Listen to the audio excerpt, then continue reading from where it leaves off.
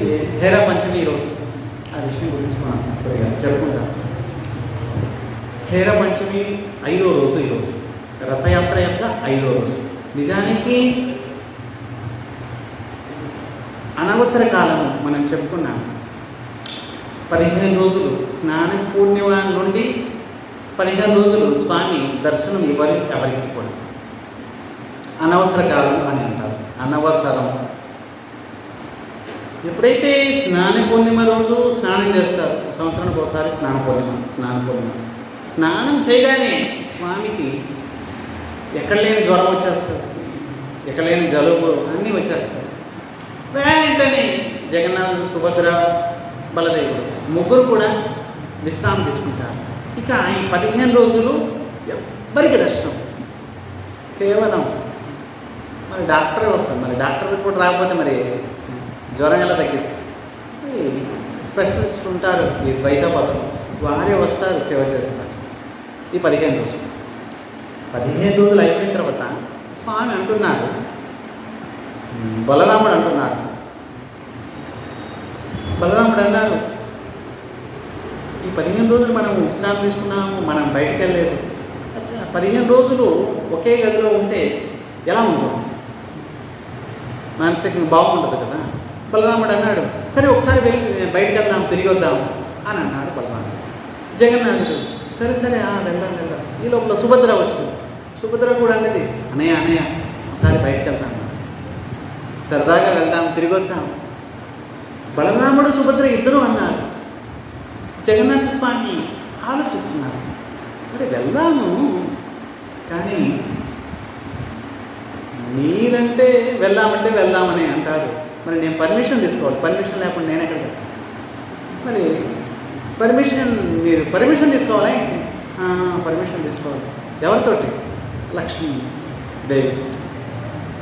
సరే వెంటనే ఒకసారి ఒక మాట చెప్పిరండి అని బలరాముడు, సుభద్ర అన్నారు. వెంటనే జగన్నాథ స్వామి వెళ్ళారు. లక్ష్మీదేవి, దేవి ఒకసారి నేను బయటకు వెళ్తాను, మా అన్నయ్య మా చెల్లితో ఒకసారి తిరిగి వస్తాను. ఎప్పుడు వెళ్తున్నాను? ఇప్పుడే, రేపొద్దున బయలుదేరుతాను నేను. సరే, ఎన్ని రోజుల కోసం ఏంటి? 2 రోజుల కోసమే. ఇలా వెళ్తాం, ఒకరోజు ఉంటాం, ఒకరోజు వెళ్తాం, తిరిగి వచ్చేస్తాం. 2 రోజులే. నిజంగా 2 రోజులే కదా? స్వామి 2 రోజులే. దేవి 2 రోజులే.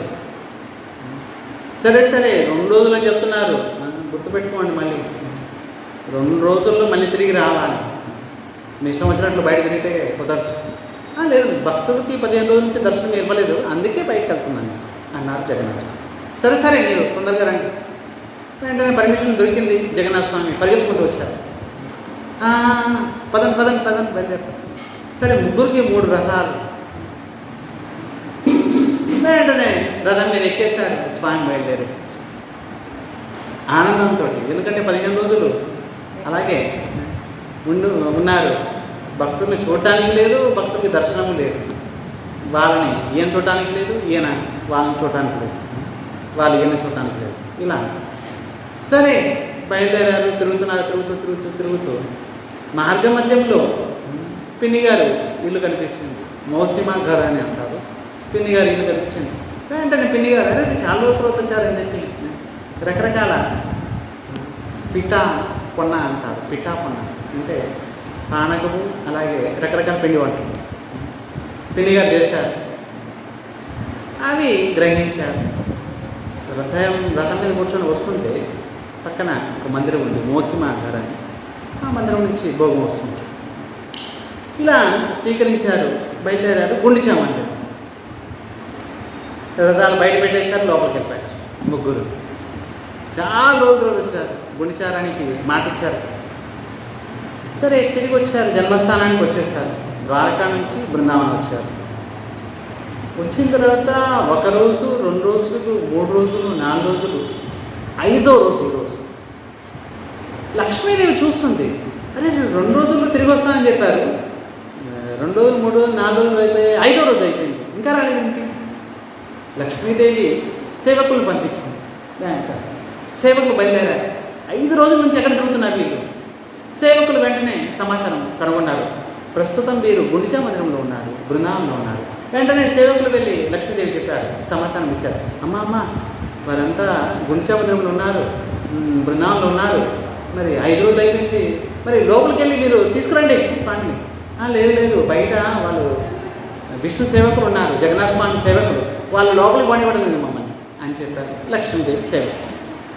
లోపలికి పోనివ్వడం లేదా? మా సేవకురాలకి లోపలికి పోనివ్వడం లేదా? చెప్తామని చెప్పి లక్ష్మీదేవి స్వయంగా రథం ఎక్కువ వచ్చేసింది.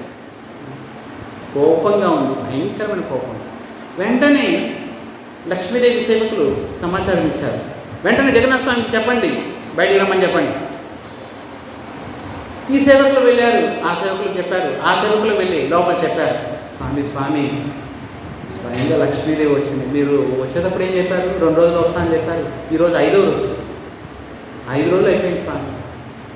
వెంటనే లక్ష్మీదేవి వచ్చేసిందని చెప్పారు. జగన్నాథ స్వామి అనుకున్నారు మనసులో, ఇంత భయంకరమైన కోపంతో ఉంది, ఇప్పుడు ఎదురుగా కనిపించాలంటే చాలా ప్రమాదం. ఇంత కోపంలో ఎదురు కనిపిస్తే చాలా ప్రమాదం. కోపం తగ్గిన తర్వాత వెళ్ళొచ్చు, ఇబ్బంది ఏంటి అనుకున్నారు స్వామి. సరే నేను వస్తున్నాను, కాసేపు ఇంటికి వస్తాను అని చెప్పారు జగన్నాథ స్వామి. వెళ్ళలేదు మళ్ళీ, ఎందుకంటే కోపంతో ఉన్నారు ఆవిడ. లక్ష్మీదేవి చూశారు, చెప్తాను నేనేంటో అని చెప్పి జగన్నాథ స్వామి రథం యొక్క చక్రాన్ని ఎరగొట్టేస్తాను. నిజంగానే ఎరగొట్టుకున్నాను బాబు, ఊరికి కథ కాదు, నిజంగానే ఎరగొట్టేస్తాను. ముందు చక్రాన్ని ఎరగొట్టేసింది. చెప్తాను, ఈ రథం మీదే వచ్చారు 2 రోజులు కష్టమని, మళ్ళీ ఇది ఎలా వెళ్తారో బయలుదేరుతారో చూస్తాను అని చెప్పి రథం చక్రం ఎరగొట్టేసింది. సేవకుడు చెప్పి వెళ్తున్నారు, నేను వెళ్తున్నాను, మళ్ళీ తిరిగి ఇంటికి ఎలా వస్తారో చూస్తాను అని చెప్పేసి వెళ్ళిపోయింది లక్ష్మీదేవి. జగన్నాథ స్వామి ఎప్పుడైతే కాస్త కళ్ళు తెరిచారు, ఇప్పుడు కోపం తగ్గుంటుందిలే అని చెప్పి బయటకు వచ్చారు. చూసరికి లక్ష్మీదేవి లేదా. ఇంకాస్త ముందుకెళ్ళి చూసేసరికి చక్రం ఎరిగి ఉంది. అయ్యో ఇంత కోపం, అమ్మో మంచిదైంది నేను రాలేదు, వచ్చేసి ఉంటే ఎంత గొడవ అయిపోయేది. మరి కనీసం ఈ కేసు హైకోర్టు సుప్రీంకోర్టు దాకా కూడా వెళ్ళిపోయారు. ఎలా మంచిదైంది రాలేదు. చక్రం ఎరగొట్టింది, కోపం చక్రం మీద చూపించింది, రథం మీద. సరే అయిపోయింది. సరే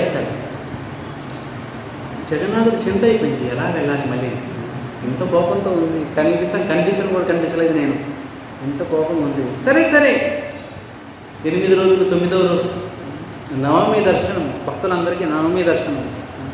చాలా కొన్ని వందల వేల సార్లు జగన్నాథుని దర్శిస్తే ఏ ఫలితమైతే లభిస్తుందో గుండిచా మందిరంలో నవమి రోజు, అంటే రేపు వెళ్ళిపోతారు, ఈరోజు దర్శనం చాలా అద్భుతమైన దర్శనం.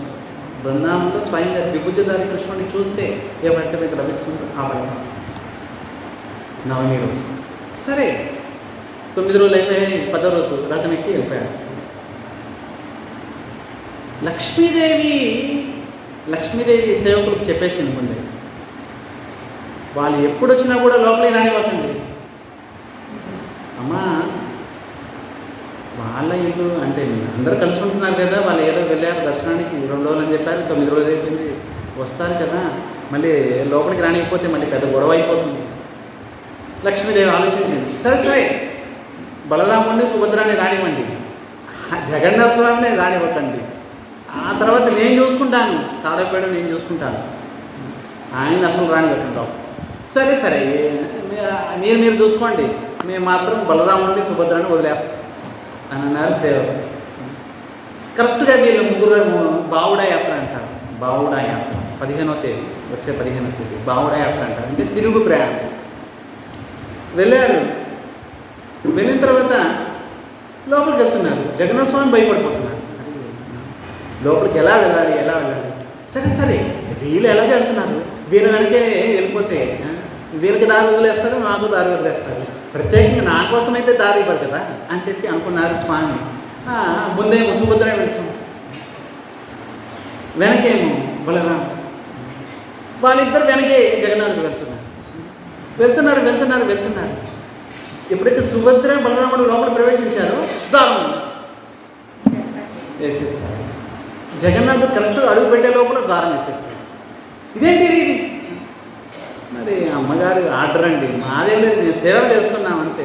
సేవకులం ఎలా ఇప్పుడు మెట్రోలో ఎయిర్పోర్ట్లో మరి ఏదైనా కార్డు ఇస్తారు, కార్డు అక్కడ అలా పెట్టేస్తే లోపలికి వెళ్ళొచ్చు. మీ దగ్గర అది మరి స్కానింగ్ తీయలేదనుకుందాం, మెట్రోలో ఎక్కడైనా స్కానింగ్ తీయలేదంటే అది ఓపెన్ కాదు. మీ ఫ్రెండ్స్ అంతా వెళ్ళిపోయి ఉంటారు లోపలికి, అది ఓపెన్ కానే కాదు. సో మా ఊరు వాళ్ళే వీళ్ళు పంపించారు, మమ్మల్ని ఎందుకు పంపించలేదంటే ఇంకా జగన్నాథ స్వామి కూడా మా అన్నయ్యని చెల్లెని పంపించారు, నన్ను వదిలి పంపించలేదు, ద్వారం వేసేసారు. ఇంకా జగన్నాథుడికి ఇంకా టెన్షన్ అయిపోయింది. మరి ఎంతకాలం నేను బయట ఉండాలి? లోపలికి జగన్నాథుడు ఆలోచించాడు, ఏదో విధంగా ఇవన్నీ కాస్త కోపంగా ఉంది, మొట్టమొదట కోపంగా ఉంది, ఈ కోపాన్ని తగ్గించాలి, ఈ అలకని తగ్గించాలి, కాస్త శాంతింపజేయాలి. జగన్నాథ స్వామి ఆలోచించారు, ఏం చేస్తే బాగుంటుంది, ఏం చేస్తే. బయటే ఒక పెద్ద స్వీట్ షాప్ చూశారు. వెంటనే స్వీట్ షాప్ దగ్గరికి వెళ్ళిపోయారు. వెళ్ళిపోయి మంచి పెద్ద పెద్ద రసగుల్లలు, బాగా టేస్టీ రసగుల్లలు, ఒక బుట్ట నిండా రసగుల్లలు తీసుకున్నారు. సేవకులకు చెప్పారు, నేను ఇంతకాలం వీటి కోసమే ఉన్నాను, లక్ష్మికి ప్రేమ రసగుల్లా నాకు తెలుసు, మరి ఆవిడ కోసమే నేను ఇన్ని రోజులు వెతికి వెతికి వెతికి అటు వెళ్ళాను ఇటు వెళ్ళాను అన్నీ తిరిగి వచ్చాను, మరి అందుకే లేట్ అయింది, లేకపోతే నేను 2 రోజుల్లోనే తిరిగి వచ్చేవాడిని ఈ రసగుల్లల కోసమే నేను అని సేవకులు వెళ్ళి లక్ష్మీదేవి చెప్పారు, అమ్మ అమ్మ నీకోసమే, నా కోసమా, ఏంటి నీకు రసగుల్లలు అంటే ఇష్టం కదా, స్వామి రసగుల్లల కోసం ఇంత మొత్తం తిరిగేసరికి 9 రోజులు పట్టిందంట. మరి అక్కడెక్కడో ఉండిచామంటే అక్కడెక్కడో మంచి ఫేమస్ షాప్ ఉందంట, స్వీట్ షాప్, ఆనంద నేతి మిఠాయి ఏదో ఉందంట, అవుతారు అక్కడి నుంచి తీసుకొచ్చారు స్వామి నా కోసం ఇంత. సరే సరే ద్వారం తెరవండి ఒకసారి. జగన్నాథ స్వామి వెనక పెట్టుకున్నారు రసగుల్ల. ఏం తెచ్చాను చూడు చూడు చూడు, ఏం తెచ్చాను చెప్పు, ఏం తెచ్చుంటావు, నాకు ఇష్టమైన రసగుల్లే తీసుకో ఒకసారి అని చెప్పి రసగుల్ల తీసుకెళ్ళి లక్ష్మీదేవి నోట్లో వేసేసాడు. వెళ్ళడంతో ద్వారం ఓపెన్ అయిపోయింది, అన్నీ ఓపెన్ అయిపోయి జగన్నాథ స్వామి లోపల. సో ఈరోజు జరిగిన లీలలు, స్వయంగా లక్ష్మీదేవి కోపంతో రథం చక్రాన్ని ఎరగొట్టేస్తుంది. హేర పంచమి అంటారు. ఇక 15వ తేదీ స్వామికి వెళ్తారు, బావుడ యాత్ర, తిరిగి ప్రయాణం. బుడ జగన్నాథ స్వామికి సుభద్రామాత